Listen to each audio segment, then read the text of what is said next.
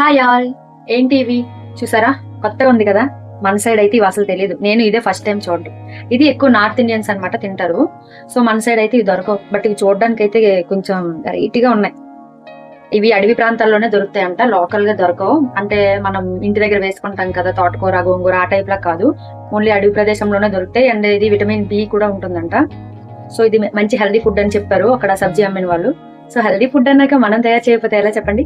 అందుకే తెచ్చేసాను. ఒకసారి యూట్యూబ్ లో కూడా చూసాను, ఇది అసలు తెలుగులో ఎవ్వరూ పెట్టలేదు. మేబీ నేనే ఫస్ట్ టైం పెడుతున్నాను. దీని గురించి తెలియదు మన సైడ్ వాళ్ళకి. సో దీని ప్రాసెస్ చూసేద్దామా? కర్రీ స్టార్ట్ చేస్తూ మీతో అయితే కొన్ని విషయాలు అయితే షేర్ చేసుకుంటా. ఈ కర్రీ కోసం దీన్ని అయితే లింగడా ఆర్ లింగడి అని పిలుస్తారు. ఇది ఎక్కువ శాతం హిమాలయాల్లో, ఉత్తరప్రదేశ్ అటువంటి కొండ ప్రదేశాల్లోనే దొరుకుతాయి. అండ్ ఇందులో calcium, protein, potassium, iron, carbohydrate, fibre, vitamin C, vitamin B complex, వామ్మో, మినరల్, జింక్, యాంటీ ఆక్సిడెంట్ ఒక్కటి కాదు అసలు ఇన్ని పోషకాలు ఉన్నది ఎలా ఉంటుందా అని క్యూరియాసిటీతో కలిపి ఈ కర్రీ అయితే నేను చేయడం జరిగింది. ఇది కొంచెం నేను టేస్ట్ చేశాను, బట్ మనకి అంత ఆరోగ్యమైనవి మనకి ఎక్కడ ఎక్కుతాయి చెప్పండి.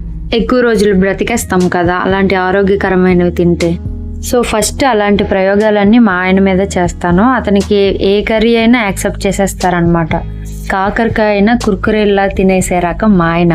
సో కర్రీస్లో నాకైతే ఏ ప్రాబ్లం ఉండదు, ఏదైనా తినేస్తారు. ఇంకా నా విషయానికి వస్తే తిన్నాను, నాకైతే కొంచెం అంతగా ఏం టేస్ట్ అయితే లేదు. ఎప్పుడైనా మంచి చేదుగానే ఉంటుంది అంటారు కదా, దానికి నిదర్శనమే ఈ కర్రీ. సో ఇదైతే నేను ఒకటి ఫిక్స్ అయ్యా ఇక్కడికి వచ్చి. ఎలాగో ఇక్కడైతే అవైలబుల్ ఉంటుంది, ఆంధ్ర సైడ్ అసలు ఇది ఏంటో కూడా తెలియదు.